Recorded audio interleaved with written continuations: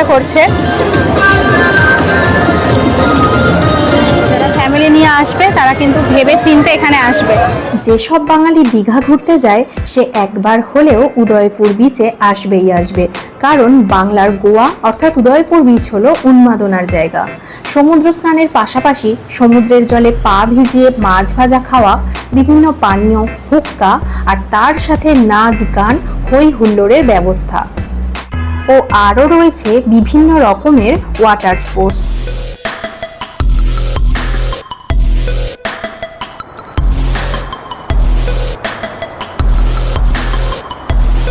নির্জন বিচের উপর বাইক রাইড করে পৌঁছাতে পারো লাল কাঁকড়ার রাজত্বে।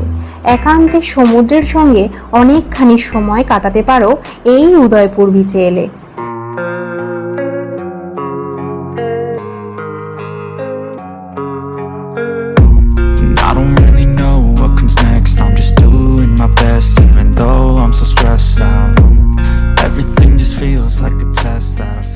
দীঘা এসেছি আর এখানে কোনোদিনও আসিনি, তো দারুণ লাগছে।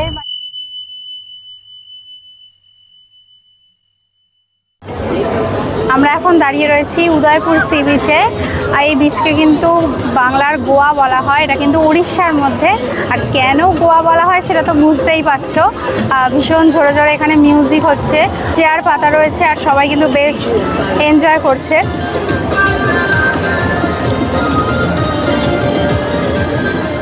পিয়ালি অরিজিস ব্লগের আরও একটি নতুন ভিডিওতে সবাইকে স্বাগত। দীঘার সবচেয়ে ফেমাস উদয়পুর বিচের নাম কম বেশি আমরা সবাই শুনেছি, যাকে বাংলার গোয়া বলা হয়। এখানে এলে তোমরা কি দেখবে, কি করবে, কিভাবে আসবে, এখানকার পরিবেশ কেমন, সব কিছু তোমাদের সাথে শেয়ার করব। সুতরাং ভিডিওটা শেষ পর্যন্ত দেখতে থাকো। আমরা নিউ দীঘা থেকে একটি 4 হুইলার বুক করেছিলাম দীঘার Udaipur sea beach, Talsari beach, Radhakrishna মন্দির, চন্দনেশ্বর মন্দির ও কাজু উদ্যান ঘুরে দেখার জন্য। ভাড়া লেগেছিল 550 টাকা। তোমরা যদি শুধুমাত্র উদয়পুর বিচে যেতে চাও তার জন্য 100 টাকা ভাড়া দিয়ে টোটো নিয়ে নিতে পারো। আর এই উদয়পুর কিন্তু উড়িষ্যার মধ্যে পড়ে। এখন আমরা ওয়েস্ট বেঙ্গল ক্রস করে উড়িষ্যার মধ্যে ঢুকে পড়লাম।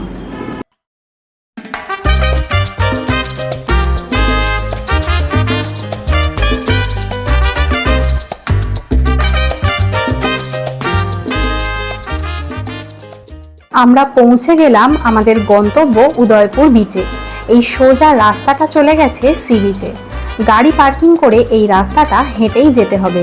এখানে পার্কিং চার্জ লাগলো 20 টাকা।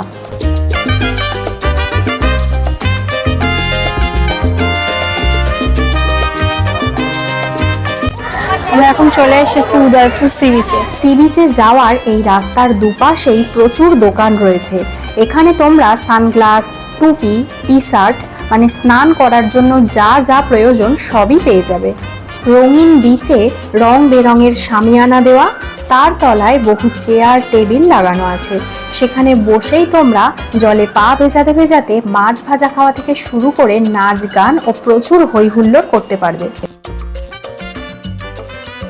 তোমরা যদি এসব দোকান থেকে মাছ ভাজা ও পানীয় খাও তবেই তোমরা এইসব চেয়ার টেবিলে শামিয়ানার নিচে বসতে পারবে, এছাড়া কিন্তু এখানে বসতে পারবে না।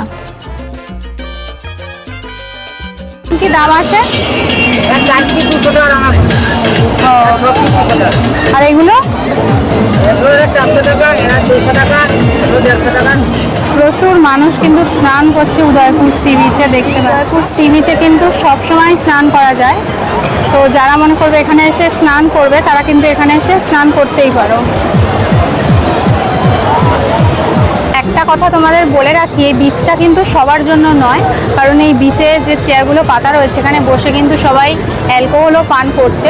তো যারা ফ্যামিলি নিয়ে আসবে তারা কিন্তু ভেবে চিন্তে এখানে আসবে।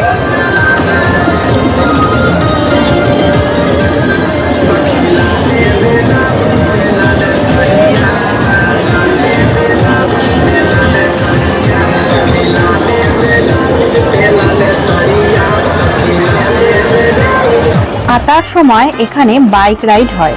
বাইক রাইড করতে কত খরচা পড়বে চলো জেনে নেওয়া যাক। টাকা 3 কিলোমিটার রাইড হবে, একদম সোজা গেলে দুটো লাল ঝান্ডা দেওয়া আছে এই অবধি লাল।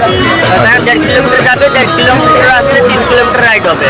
আর সেখানে কন্টিনিউ চালাবে, কিলোমিটার বাড়লে টাকা বাড়বে, ঠিক আছে? সমুদ্রের জলে চালাবে না, যাবে আসবে।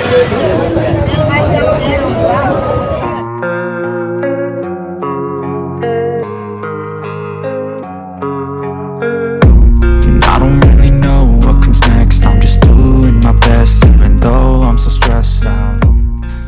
খুব এনজয় করছি, দারুণ লাগছে। আর ওই যে সমুদ্র, এতবার দীঘা এসেছি, এখানে কোনোদিনও আসিনি, তো দারুণ লাগছে বাইকে করে যেতে।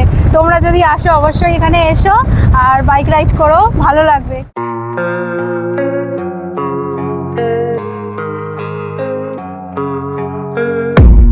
I don't really know what comes next. I'm just doing my best, even though I'm so stressed out. Everything just feels like a test that I fail, so depressed when I can't see. এখানে আসলে তোমরা প্রচুর লাল কাঁকড়া দেখতে পাবে দূর থেকে, কাছে গেলেই গর্তে ঢুকে যাবে। তাই আমিও সামনে থেকে ক্যামেরাতে ক্যাপচার করতে পারিনি, কিন্তু ওখানকার মানুষজন সামনে গিয়ে কাঁকড়াগুলো ধরতে পারছে।